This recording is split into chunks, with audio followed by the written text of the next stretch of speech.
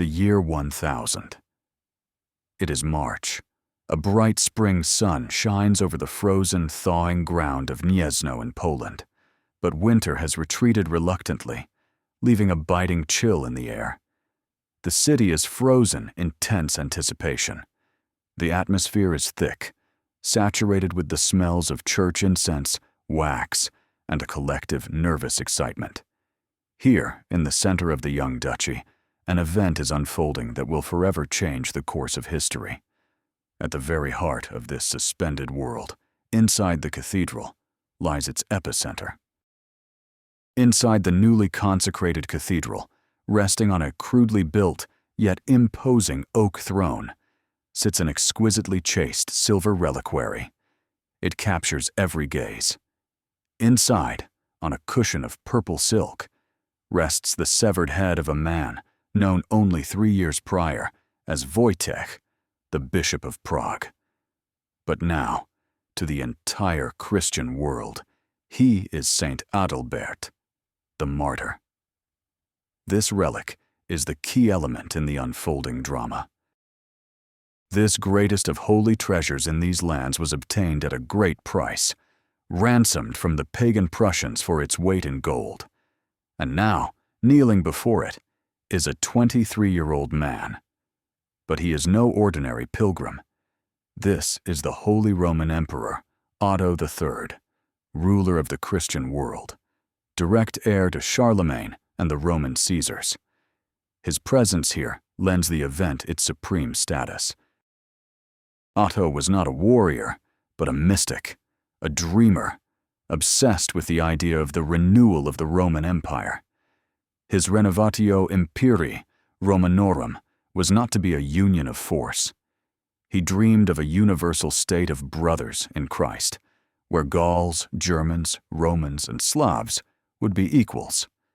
And in this grand design, the man standing beside him now was to play a very special role. The emperor's visit is part of a great political project. Beside the kneeling, dreaming emperor stands the duke of these lands, Bolesław. He is 33, tall and broad-shouldered. The murdered bishop was his friend, and there is sorrow in the duke's eyes. But cutting through it is the cold, sharp calculation of a statesman. Bolesław understood that his friend's severed head was not just a sacred relic, but a powerful instrument for achieving his own goals. For Bolesław, the head of Saint Adalbert was the key to the future, a ticket into the major league of European rulers. On this foundation, he intended to build not just a simple Slavic duchy, but a fully fledged kingdom. And in this moment, rising from his knees, with tears of reverence in his eyes, Emperor Otto makes a decisive gesture that brings Bolesław's dream closer to reality. The emperor removes his own golden diadem and places it on Bolesław's head. Then he drapes his own purple chlamys, a sign of supreme authority, over the duke's shoulders. And finally, he presents him with a replica of the Holy Lance. This gift was more valuable than the entire imperial treasury, for inside this replica of the spear that a legionary had, according to tradition, pierced Christ's side with, was embedded a nail from the Holy Cross. A transfer of the symbols of supreme power had just occurred. In that era, these symbols were understood by everyone. The diadem signified the recognition of royal dignity. The lance granted the right to raise an army and wage a holy war. The words spoken by the emperor proclaimed Bolesław a brother and collaborator of the empire, a friend and ally of the Roman people. The Polish duke had received official recognition of his near-royal status. It seemed the future of Europe was decided. No one present that day could have imagined how fragile this triumph was. It seemed that a new Europe, founded on friendship, was being born in Gniezno. But in just 2 years, the dreamer emperor would die, and his visions of a universal empire would turn to dust. The triumph was built on sand, and fate was already preparing a tragic turn for all participants in this scene. No one could have imagined that Bolesław, so favored by the emperor, would in just a few years begin a brutal war against the empire, a war that would last for 18 years and bleed an entire generation dry, and that he would lead his army east to strike his sword against the golden gates of Kyiv, challenging another nascent world, the world of the Rus. But on that March day, he stood at the pinnacle of his first triumph, and this was only the beginning of a long story. On that day, he was not yet known as the Brave, nor was he yet a king. But in his hands, he already held all the pieces for the great and bloody game of chess he would play his entire life. The stake in this game was the crown of Poland and the fate of all Central Europe. The first move was not far away. To understand the origins of this ascent, we must go back to the time of his father. To understand Bolesław, one must look into the twilight of the 10th century, into a world of forests and swamps where history had not yet separated from myth. He did not build on empty ground. His father, Mieszko, had engineered a tectonic shift, wrenching his people from the darkness of paganism by force and pulling them into the orbit of Christian Europe. He was the heir of the man who laid the foundation of the future state, and that foundation was cemented with blood. The state of Poland was not born in a day. In the 10th century, the lands between the Oder and Vistula rivers were inhabited by numerous West Slavic tribes, the Polans, Vistulans, Masovians, Pomeranians. They lived in fortified settlements called grody, worshipped Svarog, Perun, and Veles in sacred groves, and had no single authority. It was a land of disparate clans, forged in internecine wars, but one of them was destined to rise above the rest. The strongest and most ambitious tribe proved to be the Polans from the Poznan region, led by the legendary Piast dynasty. Their rulers, Piast, Siemowit, Siemomysł, subjugated their neighbors through force and cunning.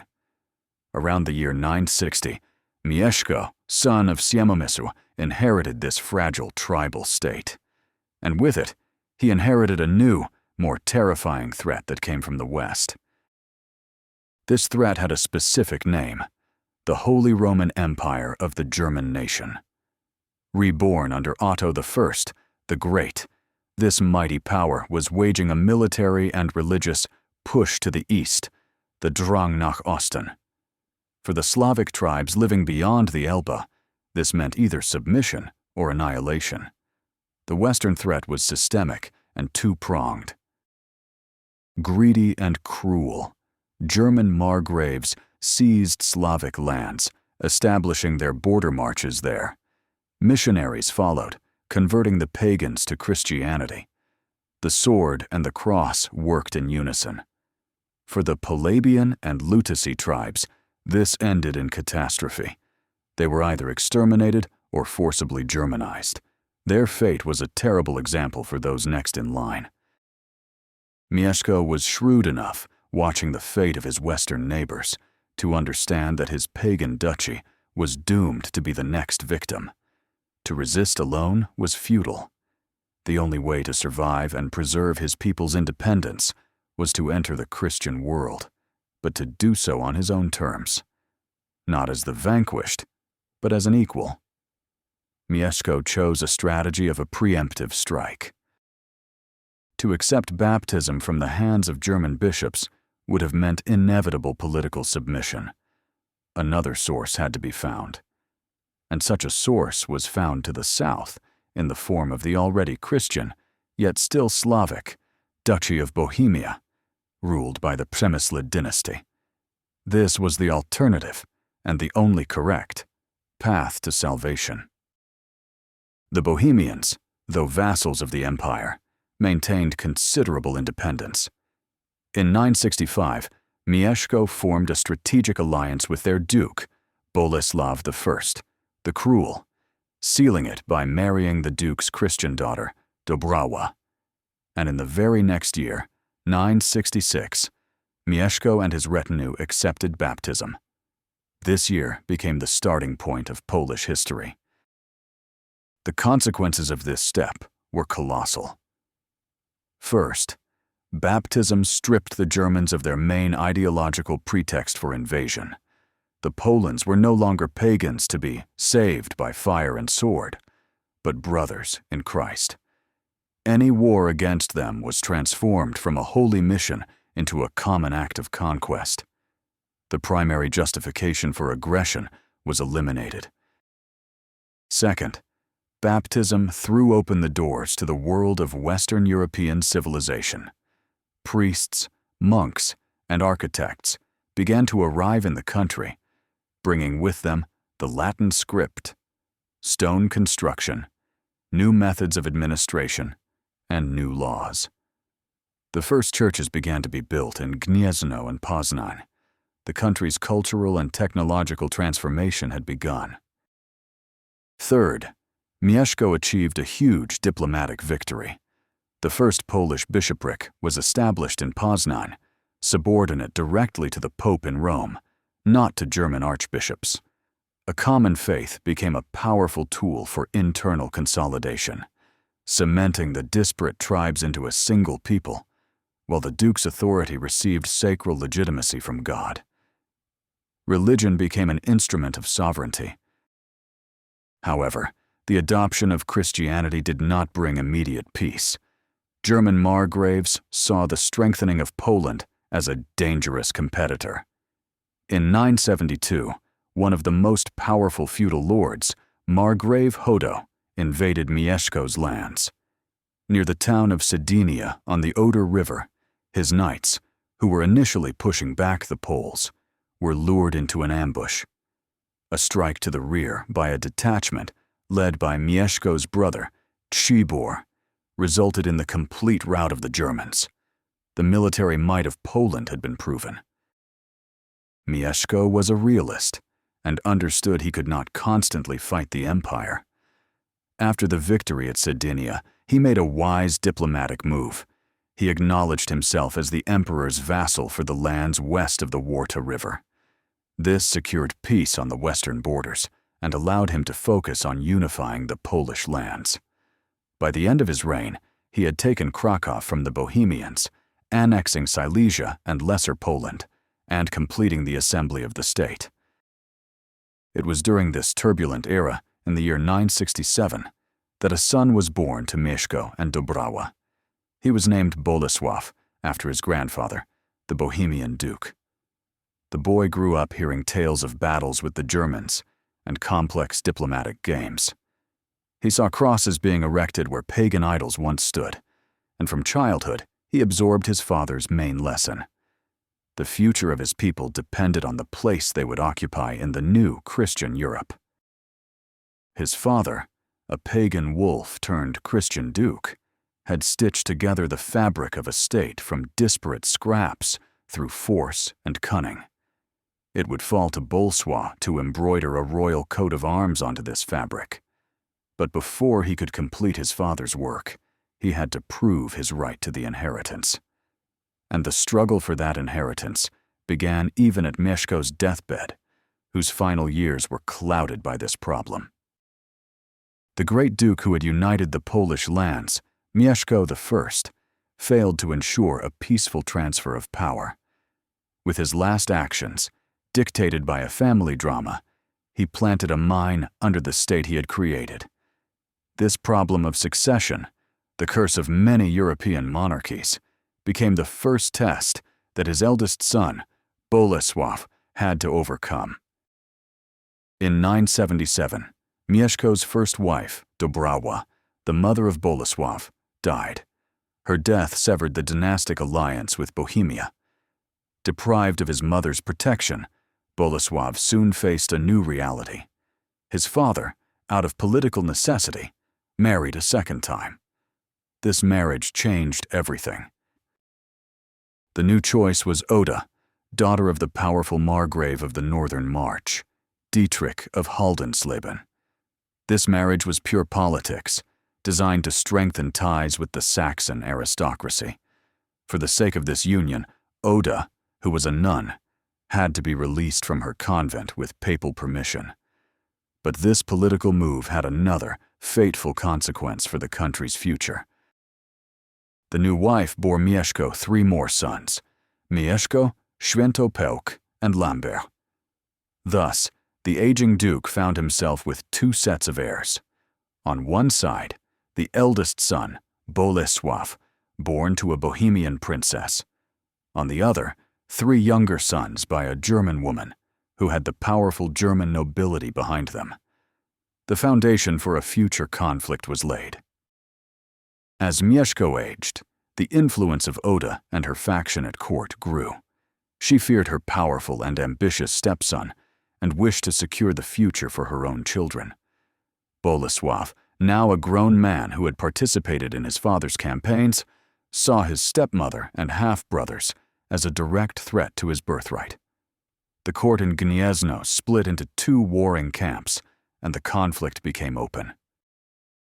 Shortly before his death, in 991, Mieszko took a mysterious step that historians still debate. He created a document known as the Dagome Judex. The original act is lost, but a summary of its contents has survived in the Vatican archives, creating a historical puzzle whose key lies in the list of persons mentioned within it.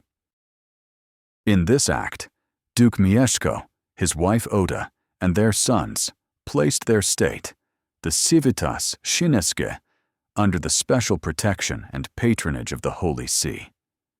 This was a brilliant diplomatic move, continuing the policy of Bolesław's father. By placing the state under the Pope's patronage, he elevated it above the jurisdiction of both the German archbishops and the emperor himself.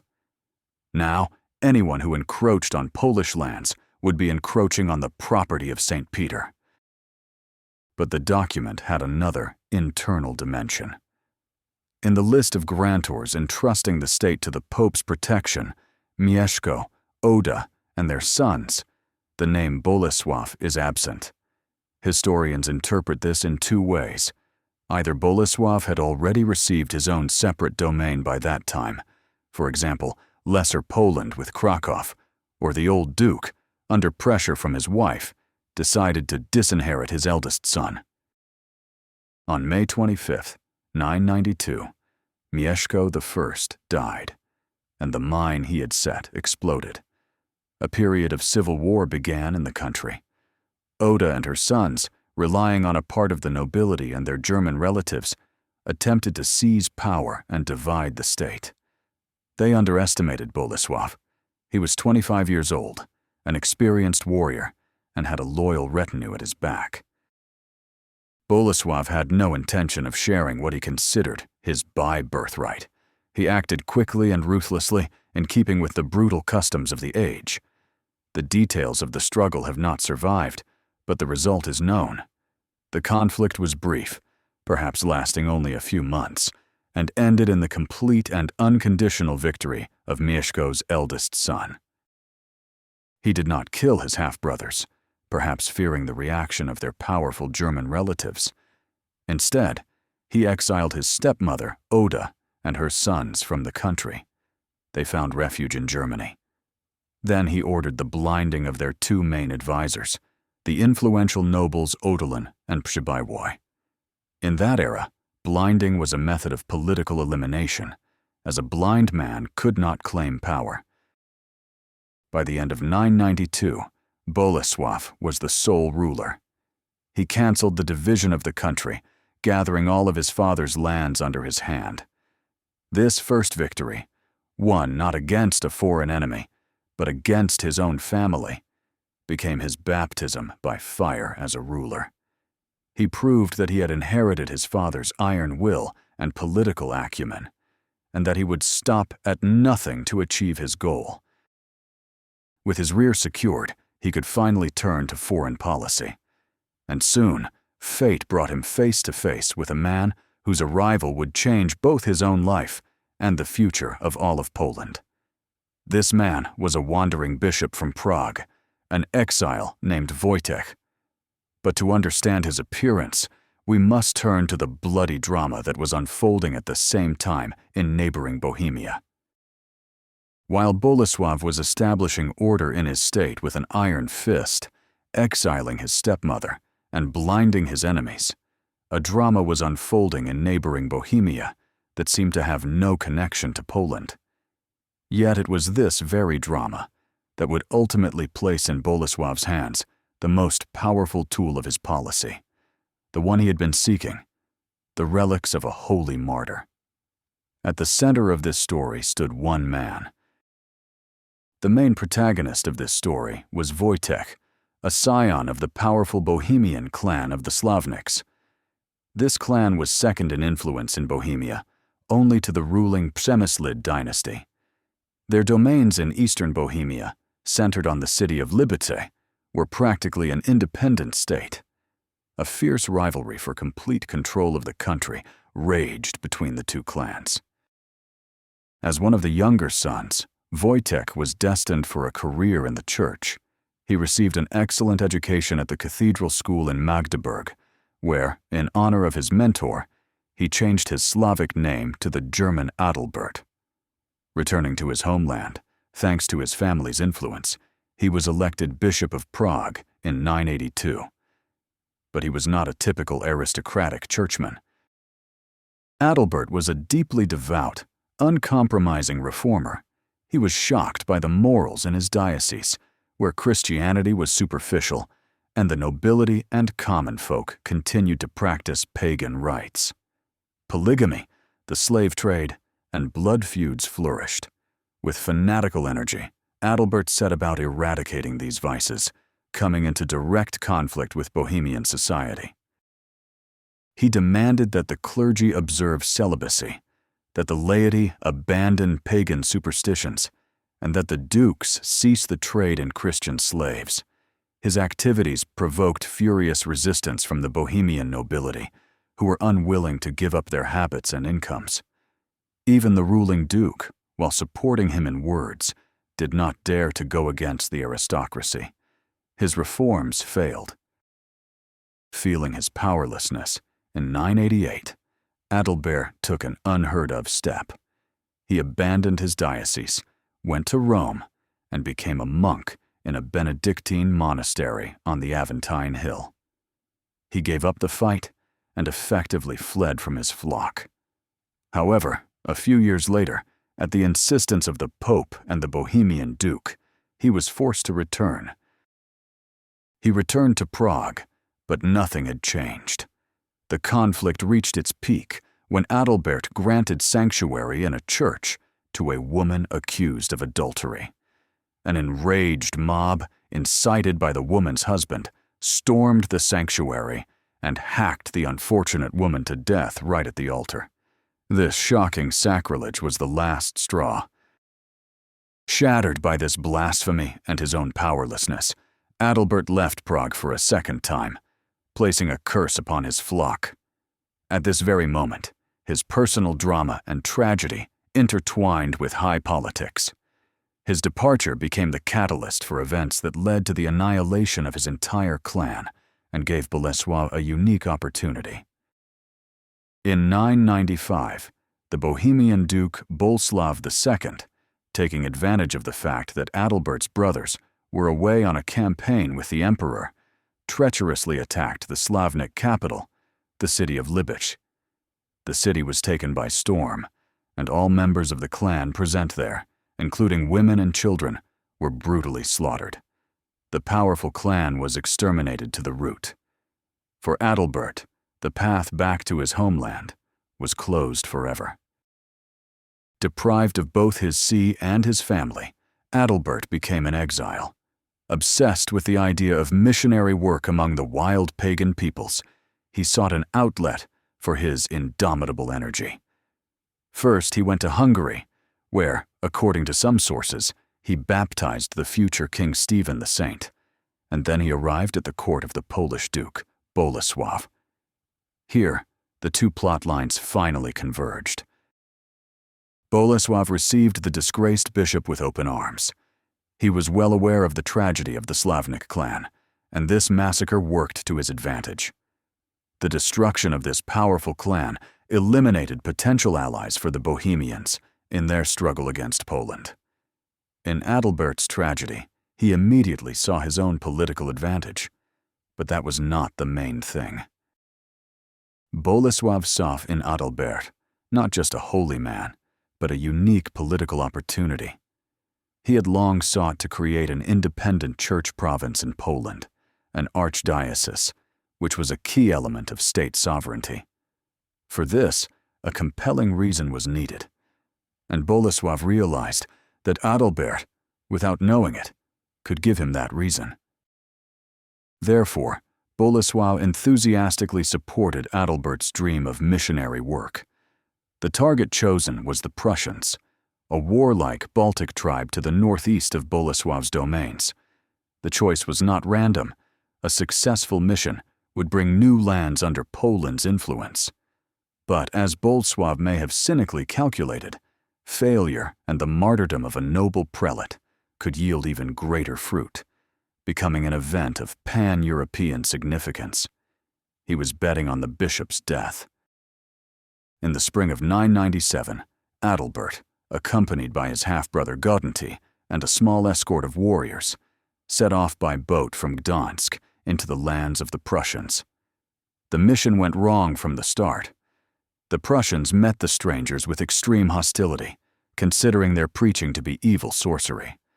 Soon, Bolesław's warriors, seeing the hopelessness of the endeavor, abandoned the missionaries, leaving them alone. On April 23, 997, during morning prayer in a grove sacred to the Prussians, Adalbert and his companions were attacked. The bishop was pierced with 7 spears. Then his head was cut off and impaled on a pole. His companions were released so they could return and report what had happened. Bolesław's calculation began to pay off.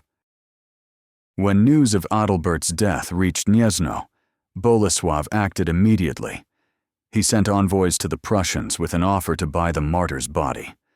Legend says the Prussians demanded as much gold as the remains weighed. Bolesław paid without hesitation. The saint's body was brought to Gniezno in triumph and buried in the cathedral. Bolesław had acquired the ultimate relic. Bolesław's calculation was fully vindicated. News of Adalbert's martyrdom shook Christian Europe. Pope Sylvester II immediately canonized him, making him the first Slavic saint to be venerated throughout the Western Church. The young and pious Emperor Otto III, who had been Adalbert's mentor, was deeply shocked by his death and decided to make a personal pilgrimage to the martyr's tomb in Gniezno. Bolesław got everything he wanted. He became the guardian of the relics of a pan-European saint, and his capital, Gniezno, became a center of pilgrimage. The emperor himself was coming to visit him.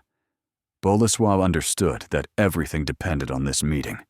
He was going to arrange a reception that would show the whole world that Poland was not a barbarian periphery, but a powerful and civilized state, worthy of royal status. The game was entering its final phase. In March of the year 1000, an unprecedented procession led by Emperor Otto III moved through snow-covered Poland. Approaching his destination, he dismounted from his horse and, as a sign of penance and humility, continued on foot. This pilgrimage was not just an act of piety, but a calculated political gesture within his grand plan to reshape Europe. The emperor's arrival was staged as a great event. Bolesław prepared for the meeting with imperial grandeur. He rode out to meet Otto at the border on the Bobr River, and, according to a chronicler, could not hold back tears upon seeing the barefoot emperor. All along the route to Gniezno, regiments of his retinue were lined up, and luxurious tents were pitched for rest. This was a demonstration not only of hospitality, but also of wealth and military might. The main spectacle awaited Otto in the capital itself. The chronicler Gallus Anonymous, writing over a century later, left an ecstatic description of the reception. When the emperor entered Gniezno, he was amazed by the splendor of the decorations, and especially by the number and organization of Bolesław's retinue, divided into units by the color of their clothing. He considered the number of nobles and knights to be incredible.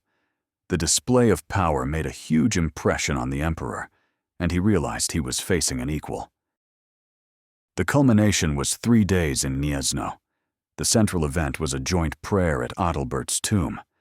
But outside the cathedral walls, high politics were unfolding. The two young rulers, Bolesław aged 33 and Otto aged 20, bound by personal friendship and a shared reverence for the saint, discussed the future of Europe within the framework of the universal Christian empire envisioned by the dreamer emperor.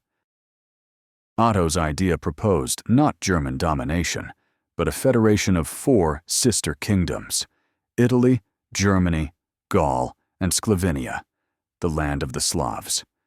In this scheme, Poland and Bolesław were assigned a key role, and in Gniezno, this dream began to take concrete shape. The famous Congress of Gniezno took place, which had 2 aspects: an ecclesiastical one, which fulfilled Bolesław's main dream, and a secular one, which brought him closer to the crown. The main ecclesiastical outcome of the Congress was the establishment of an independent Polish archdiocese in Gniezno. With the consent of the emperor and the papal legate, Adalbert's half-brother, Goduntai, became the first archbishop. 3 new bishoprics were subordinated to him, in Kraków, Wrocław, and Kołobrzeg. This meant complete ecclesiastical independence for Poland from Germany, a crucial attribute of state sovereignty. The secular aspect of the Congress was even more dramatic. The famous act of coronation took place when Otto III placed his own diadem on Bolesław's head. Most historians believe this was not a formal, canonical coronation, which would have required papal anointment. Rather, it was the emperor's consent to a future coronation and the recognition of Bolesław's royal status. The exchange of gifts was deeply symbolic. Bolesław presented the emperor with the most precious thing he had, the arm of Saint Adalbert. In return, Otto gave him a replica of the Holy Lance of Saint Maurice, one of the main symbols of power in the empire. The bestowing of its replica signified the transfer of military authority and the recognition of Bolesław as the empire's chief military ally in the east. The alliance was sealed. The German chronicler Thietmar of Merseburg, who disliked the Poles, wrote with irritation that Otto had made a tributary into a lord. After 3 days of feasts and negotiations, the emperor left Gniezno, showered with gifts. It seemed that Bolesław's elevation, which had so outraged the German nobility, was irreversible. Bolesław, with a magnificent entourage, escorted Otto all the way to Magdeburg. For Poland, it seemed, a golden age was dawning. It had become a key element in imperial plans, and Bolesław had transformed from a simple duke into a figure of pan-European stature, a brother and collaborator of the emperor. He was one step away from a royal crown. But political peaks can be deceptive. Bolesław did not yet know that the foundation of his triumph, his personal friendship with the dreamer emperor, was as beautiful as it was fragile. Fate was already preparing its blow, which would bring this house of cards crashing down. And soon, Bolesław would have to seek the path to the crown not through friendship and diplomacy, but through blood and iron. The euphoria of the Gniezno Congress proved to be short-lived. Otto III's grand plans to create a universal empire were too revolutionary for their time. They provoked quiet resistance from the conservative German nobility, who were accustomed to seeing Slavs not as brothers, but as objects of conquest and exploitation. For them, the emperor's policy was a betrayal of German interests, and Otto himself, immersed in Byzantine rituals, seemed like a stranger. Fate granted the dreamer emperor too short a time. Upon returning to Italy from Poland, Otto faced a revolt by the Roman aristocracy. Besieged in a castle near Rome, In January of 1002, the 22-year-old emperor died of malaria, and with him died his great dream of a universal empire. The death of Otto III changed absolutely everything. For Bolesław, the news of Otto's death was a catastrophe. He had lost not just an ally, but a friend and patron who was prepared to grant him a royal crown. The entire elegant political structure built in Gniezno collapsed overnight. Now everything depended on who would become the new ruler of the empire, and the struggle for the vacant throne was fierce. The new ruler was Henry, Duke of Bavaria, the complete opposite of Otto. He was no dreamer, but a cold, calculating, and ruthless pragmatist. For him, the interests of the German kingdom came first, and he had no intention of continuing the policy of brotherhood with the Slavs. In his worldview, they could be either tributaries or enemies. Bolesław's mortal enemy had just come to power in the empire. Bolesław understood perfectly well what Henry's rise to power meant for him. He tried to intervene in the struggle for the throne by supporting another candidate, Margrave Eckhard of Meissen, but he was soon assassinated. In June of 1002, Henry of Bavaria was crowned in Mainz as King Henry II of Germany. Bolesław's attempt to influence the election had failed, and the friendship between Poland and the empire came to an almost instantaneous end. The first clash occurred at an assembly of nobles in Merseburg. Bolesław arrived there to swear an oath of fealty for the lands he had received from Otto. Henry received him coldly and humiliatingly, refusing to recognize his rights. And on the way back, Bolesław and his entourage were attacked.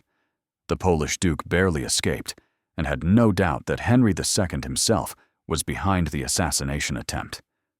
The conflict escalated into a personal feud. Bolesław realized that it would be impossible to reach a peaceful agreement with this ruler. If Otto had been willing to voluntarily give him the crown, he would have to tear it from Henry II by force. For Bolesław, the assassination attempt was a declaration of war, and he acted immediately. The situation in neighboring Bohemia provided the pretext for open conflict. In 1002, the cruel Bohemian Duke Bolesław II, the Red, died, and a struggle for the throne began in the country. Bolesław the Brave, taking advantage of the chaos and his kinship with the Przemyslid dynasty, invaded Bohemia. He expelled the rightful heirs and placed his own puppet, Vladimir, on the Prague throne. In this way, he established complete control over the neighboring country. Vladimir soon died from drinking, and then Bolesław took an even bolder step. In 1003, he occupied Prague again. Deceptively luring his Bohemian rivals to him, he dealt with them cruelly, ordering one to be blinded and another castrated. After this, Bolesław the Brave proclaimed himself Duke of Bohemia, seizing the Bohemian throne by force. This was a direct challenge to Henry II. Bohemia was traditionally considered a vassal of the Holy Roman Empire, and by seizing it, Bolesław was creating a huge Slavic state from the Baltic to the Danube, crudely interfering in the imperial sphere of influence. In response, Henry demanded that Bolesław swear a vassal's oath to him as Duke of Bohemia. Bolesław refused. He was willing to acknowledge himself a vassal for some borderlands, but not for Poland and Bohemia. Refusal meant war. In 1003, the first of 3 long and bloody wars between Poland and the Holy Roman Empire began. With short interruptions, they lasted until 1018. The era of friendship and dreams that had begun in Gniezno was definitively over. It was replaced by an era of iron and blood. 2 of the greatest rulers of their time, Bolesław the Brave and Henry II, clashed in a mortal struggle. At stake were not only the disputed territories, but the very model for the future of Central Europe. Would it be a German world with subjugated Slavs, or would there be a place in it for a powerful and independent Slavic kingdom? This was not a war of knightly duels. It was a brutal, grueling war of attrition, a total war in which both sides used any means possible to inflict maximum damage. It was fought not only on the battlefield, but also in the realm of diplomacy. Both sides, without hesitation, made alliances with pagans, something unheard of for Christian rulers. This was a war without rules. The first phase of the war, from 1003 to 1005, began poorly for Bolesław. Henry II invaded Bohemia, where the local nobility, dissatisfied with the harsh Polish rule, defected to his side. Bolesław was forced to abandon Prague. Then, in 1005, Henry advanced as far as Poznań, forcing the Polish duke to make peace and renounce all his conquests. The first round went to Henry. But Bolesław was not one to give up easily. He used the truce to rebuild his forces and prepare for a rematch. The second phase of the war, from 1007 to 1013, was more successful for the Poles. While Henry II was preoccupied with internal problems, Bolesław reoccupied Lusatia and launched devastating raids deep into German territory, reaching as far as Magdeburg itself. The war was waged with incredible cruelty. The chronicler Dietmar of Merseburg, a German bishop who hated Bolesław, nevertheless described the horrors perpetrated by both sides. Armies burned towns and villages and carried off the population into slavery. Dietmar was particularly outraged that Henry II, a devout Christian, used the help of the pagan Lutychi tribal federation against the Christian Poles, who gladly put everything to fire and sword. The climax of the third phase of the war was the heroic defense of the town of Niemca in Silesia in 1017. Henry II, by then already emperor, assembled a huge army, including German knights, Bohemian allies, and 10,000 pagan Lutyci. Confident of a quick victory, he besieged this small border fortress, but its defenders offered desperate resistance. Dietmar, an eyewitness to these events, left a vivid description of the siege. The Germans used siege engines, but the Poles did not surrender, dropping stones and logs and pouring boiling pitch. They not only repelled assaults, but also made daring sorties. As a mockery of the Germans and their pagan allies, they placed a cross on the wall, showing what they were fighting for. They fought with unprecedented tenacity because they were fighting for their freedom. The siege dragged on. Disease and hunger began to spread in the huge imperial camp, and morale plummeted. In the end, Henry II, having suffered a complete fiasco and heavy losses, was forced to lift the siege and retreat in shame. The heroic defense of Niemca became a symbol of Polish resistance and showed that even a small fortress could stop the full might of the empire. In 1013, in Merseburg, a temporary truce was concluded on compromise terms. Bolesław acknowledged himself as the emperor's vassal, but only for the disputed lands of Lusatia and Milsko, which remained in his possession. Poland retained its sovereignty. The peace was sealed by the marriage of Bolesław's son, Mieszko II, to the emperor's niece, Rycheza of Lotharingia. It seemed that a lasting peace had arrived, but both sides knew it was only a respite. Bolesław had not given up his royal ambitions, and Henry had not reconciled himself to the existence of an overly strong and independent neighbor on his borders. A new round of war was inevitable.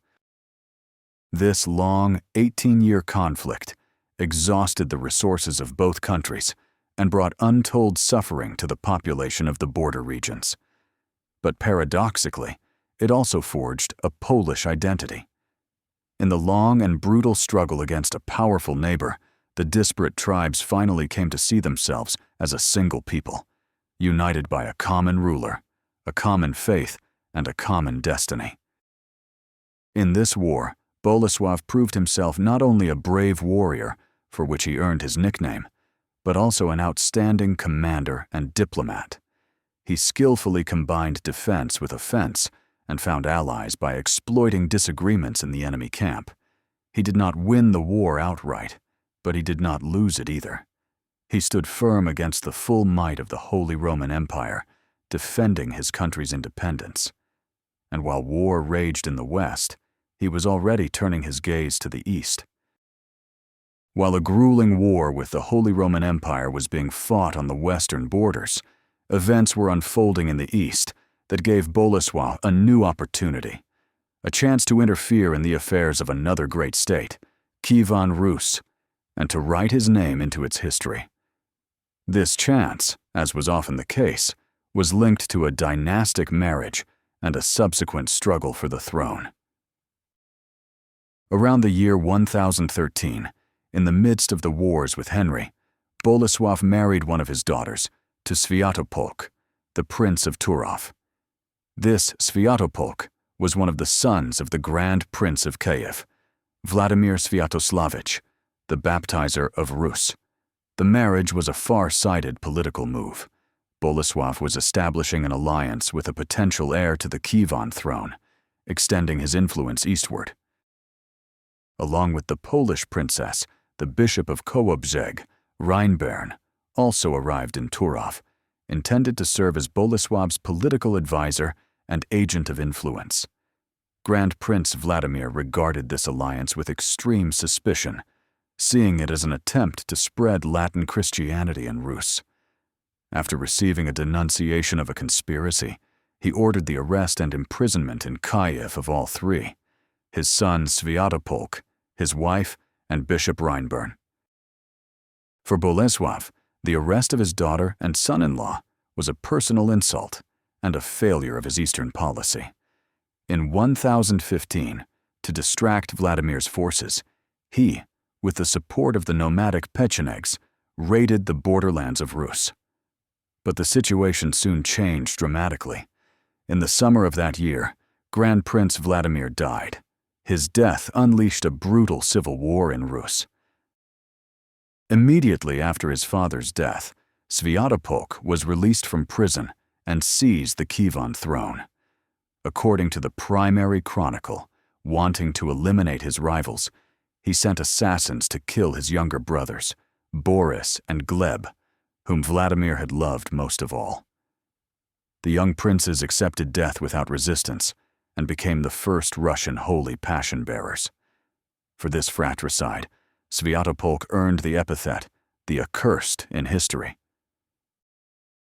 However, Sviatopolk had another, more powerful rival, his brother Yaroslav, who ruled in Novgorod. Relying on the Novgorodians and a mercenary Varangian retinue, Yaroslav went to war against the fratricide. In a decisive battle near Lübeck, he utterly defeated Sviatopolk's army. Defeated, Sviatopolk fled by the only possible route, west, to his father-in-law, Bolesław the Brave. For Bolesław, his moment had come. He now had a legitimate pretext to invade Rus, to restore his son-in-law to the throne. In 1018, immediately after concluding peace with Henry II, which freed his hands, he gathered a huge army and marched east. The most famous campaign of his life was beginning. Bolesław's army consisted not only of Polish warriors, it included 300 German knights sent by the emperor as a sign of the new alliance, 500 Hungarian mercenaries, and a large contingent of Pechenegs. Yaroslav and his army came out to meet them on the western Bug River on the Volhynian border. The two armies met for a decisive battle. The chronicler recounts that while Yaroslav's warriors, not expecting an immediate attack, were setting up camp, Bolesław, after exchanging taunts with his rival, suddenly gave the order to cross the river. The armor-clad Polish and German knights fell like an avalanche upon the unprepared Russ's army and completely routed it. The surprise attack decided the outcome of the battle. Yaroslav fled to Novgorod with a few retainers. He was so demoralized by the defeat that he wanted to flee further, across the sea, and only the pleas of his loyal Novgorodians persuaded him to stay and prepare for a new fight. Meanwhile, the road to Kyiv was open. The city, left without defense, surrendered to the victor. Kyiv was taken without a fight. In August of 1018, Bolesław the Brave solemnly entered the capital of Rus. One of the most famous Polish national legends is associated with this event, the legend of the Sierbiek, the coronation sword of the Polish kings, which, according to tradition, received its name on that very day. According to this legend, upon entering the city, Bolesław struck the Golden Gate of Kyiv with his sword. The blow left a notch, a szczerba, on the blade, from which the sword got its name. Historians have long since proven that this is just a beautiful myth. The Sierbiek sword itself, kept in Krakow, was forged 2 centuries later, and the famous Golden Gate in Kyiv was built under Yaroslav the Wise. Nevertheless, this legend perfectly reflects the symbolic significance of the campaign, the triumph of Polish arms in the east. Bolesław restored his son-in-law Sviatopolk to the Kievan throne, but he himself was in no hurry to leave. He stationed his garrisons in Rus's cities and behaved in Kyiv as the absolute master, sending triumphant messages to Emperor Henry and the Byzantine Emperor Basil II, boasting of his great victory. He established what was effectively an occupation regime in Kyiv. However, as the chronicler Tietmar writes, Bolesław gave himself over to amusements in Kyiv, and his position was not as secure as it seemed. His soldiers behaved like conquerors in the city, provoking the growing hatred of the Kyivans. Sviatopolk himself did not wish to remain a puppet and began secretly preparing to get rid of his liberators. A conspiracy was brewing against Bolesław.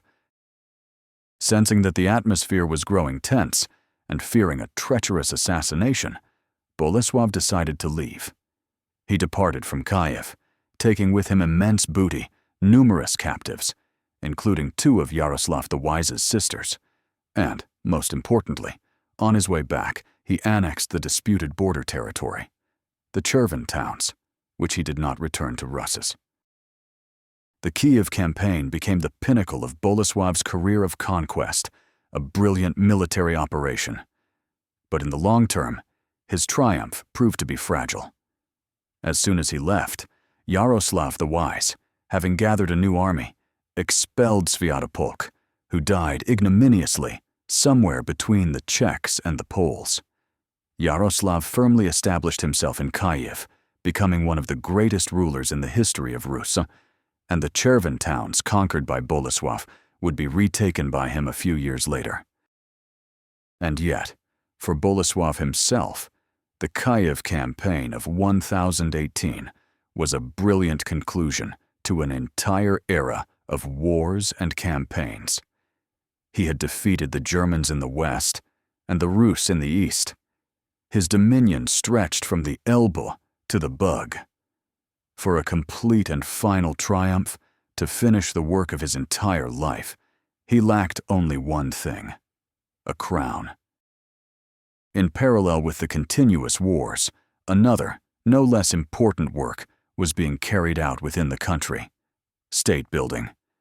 Military victories could bring glory and plunder, but to create a durable state, a strong internal structure was needed: authority, administration, economy. Bolesław, like his father, was not only a warrior, but also a builder, and his methods of construction were as harsh and uncompromising as his methods of warfare. The foundation of his power was his retinue, the druzina, not just an army, but an entire social and political corporation. It consisted of several thousand professional warriors, bound to the Duke by ties of personal loyalty, whom he fed, clothed, and armed. This army, enormous for its time, allowed him not only to fight powerful neighbors, but also to keep his own nobility in submission, suppressing any resistance. Maintaining such an army required colossal funds. To govern the country and collect taxes, Bolesław created an extensive administrative system based on a network of grody, fortified settlements that served as military, judicial, and fiscal centers.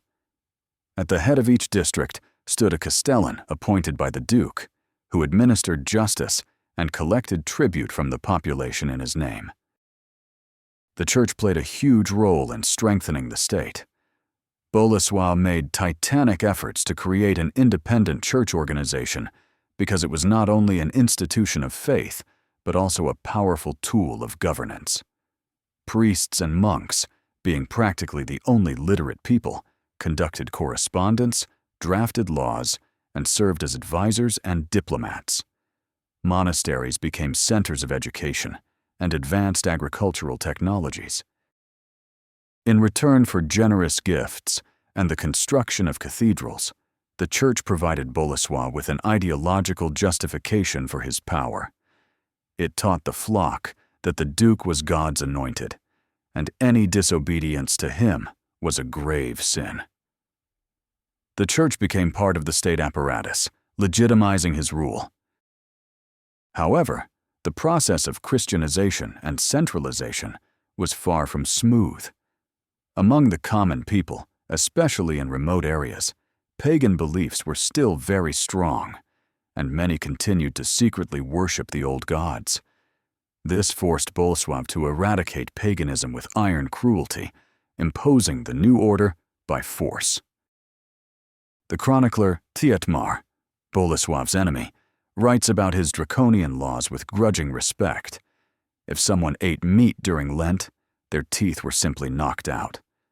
For adultery, the guilty party was tied to a bridge with a knife placed nearby, offering the terrible choice: to die of hunger and thirst or to perform self-castration.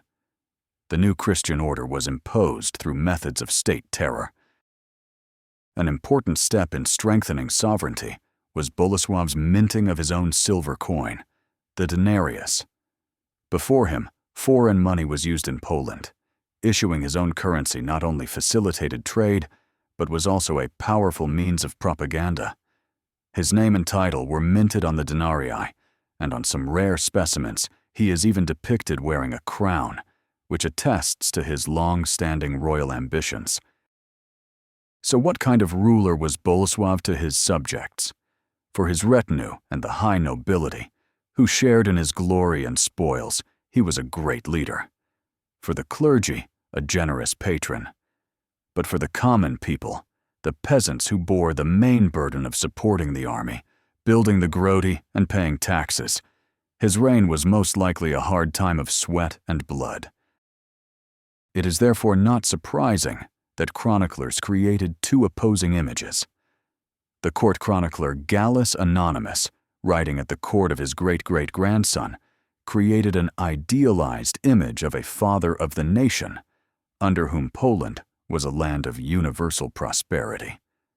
The German chronicler Tietmar of Merseburg, on the contrary, painted a portrait of a cruel, ambitious, and treacherous tyrant, an oppressor of his own people. The truth probably lies somewhere in the middle. Bolesław was neither a saint nor a demon. He was a son of his cruel age and built his state with the methods available to him. He could be generous and merciful, but he could also be ruthless when it came to power. The order he created was based on force and coercion, and the foundation of his state was mixed with the blood and tears of his subjects. Bolesław dedicated his entire life, all his wars, intrigues, and state-building, to one great ambition: to transform his duchy into a fully fledged European kingdom. In the Middle Ages, a crown was not just a headpiece, but the supreme symbol of sovereignty. The power of a king, unlike that of a duke, came directly from God, not from the emperor. A coronation brought a country into the exclusive club of European monarchies. Bolesław first came close to his goal in the year 1000 at the Congress of Gniezno. His friendship with Emperor Otto III seemed to open a direct path to the crown. But the dreamer emperor's early death and the rise to power of his enemy, the pragmatic Henry II, shattered these hopes for many years. For almost 2 decades, Bolesław fought against Henry II, not for a crown, but for the very existence of an independent state. Any attempts he made to obtain the royal title were met with categorical opposition from the emperor, who did not want to see his restless neighbor strengthened. The Papal See, which at that time was heavily dependent on the emperors, was also in no hurry to satisfy the Polish duke's ambitions. Bolesław had to wait for more than 20 years. In 1024, the political situation changed dramatically. In July, his main adversary, Emperor Henry II, died. With his death, the Saxon dynasty came to an end, and a period of interregnum began in the empire. Almost simultaneously, his ally, Pope Benedict VIII, also died. The deaths of his enemies opened a new window of opportunity for Bolesław. The window of opportunity that had slammed shut in 1002 had opened again.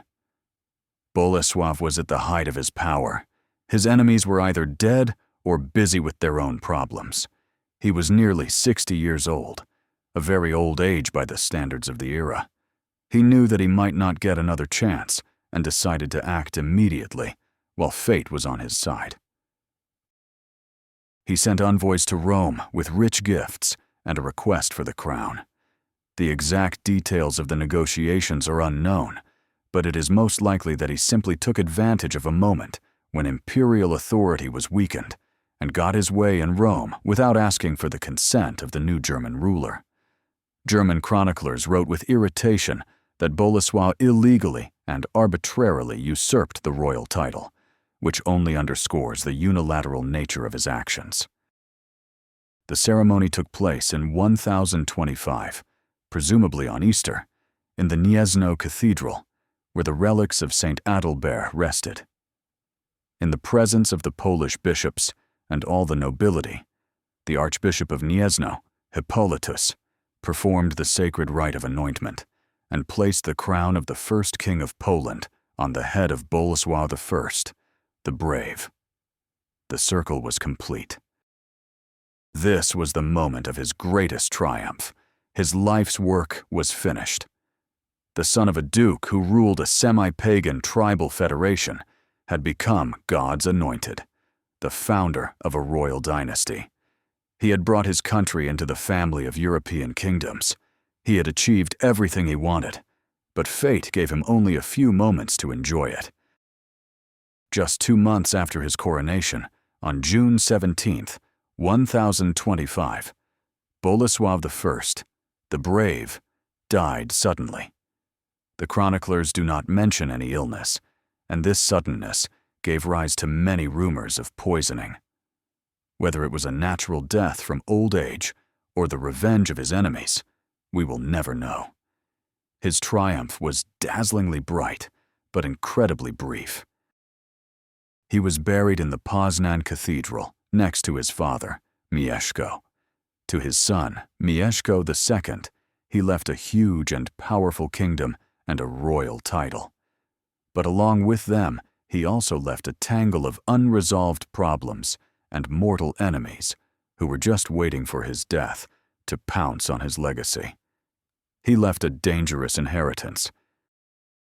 Bolesław's death marked the end of an era of heroic formation, when it seemed that the will of one man could redraw the map of Europe. With his departure, the colossal figure upon whom everything depended vanished, and the immense edifice of the Polish state that he had built immediately began to teeter. The legacy left to his son, Mieszko II, was magnificent and extremely dangerous. On one hand, a huge kingdom with an independent church. On the other, a country surrounded by enemies thirsting for revenge. The German Emperor Conrad II did not forgive the unauthorized coronation. The Bohemians dreamed of retaking Moravia, and the Kievan prince Yaroslav had not forgotten the defeat on the Bug River and the humiliation of Kyiv. Mieszko II, though an educated ruler, lacked his father's charisma and iron grip. Almost immediately after Bolesław's death, Poland was attacked simultaneously from the west and east by the German Empire and Kievan Rus. Inside the country, Mieszko's exiled brothers raised a rebellion. Within a few years, from 1031 to 34, all of Bolesław's great legacy was lost. Poland lost its royal title, all its conquered territories, and the state itself disintegrated. Chaos ensued in the country, exacerbated by a powerful pagan uprising. The people, driven to despair by the oppression of the feudal lords and the church, began to burn churches, kill priests, and return to the old gods. It seemed that all the work of Mieszko and Bolesław had turned to dust. It took decades for Bolesław's grandson, Casimir I, the restorer, with the ironic support of the same Germans and Rus, to piece the shattered state back together. But it would never again, with rare exceptions, reach the power it had possessed under its first king. The greatness of Bolesław's era proved to be unrepeatable. For Polish Romantic historiography, Bolesław is the greatest hero, the father of the nation, the creator of a Poland from sea to sea. His image, forged by the Chronicle of Gallus Anonymous, became one of the pillars of Polish national identity, a symbol of past greatness to be strived for. For Poles, he is the ideal monarch. For his German contemporaries, like the chronicler Tietmar, he was the complete opposite, a treacherous, perfidious, and cruel tyrant, an ungrateful vassal who, for the sake of his excessive ambitions, plunged the Christian world into a long and bloody war. For them, he is a perfidious aggressor. The Russian Primary Chronicle portrays him as a proud and lustful invader who came to the land of Rus like a predator and was ultimately forced to flee, leaving behind only blood and ruin. Modern historical science, free from national myths, sees in him a more complex and tragic figure. Without a doubt, Bolesław was one of the most outstanding statesmen of his era. He possessed strategic thinking, an unbending will, and incredible energy. He completed his father's work and definitively brought Poland into the circle of leading European powers. He was a great statesman. However, the goals he set and the methods by which he achieved them were excessive even for his cruel age. His continuous wars on two fronts exhausted the country, and his conquests proved to be fragile. He built a structure that was too large and heavy for its foundation. His empire was created without a margin of safety. And yet, it was he who laid the foundation for the myth of a great and independent Poland that would inspire his descendants for 1,000 years. He was the first to wear the royal crown, and the memory of this would not allow Poles to accept the status of a second-rate power. He challenged both the West and the East, asserting his people's right to their own place in history.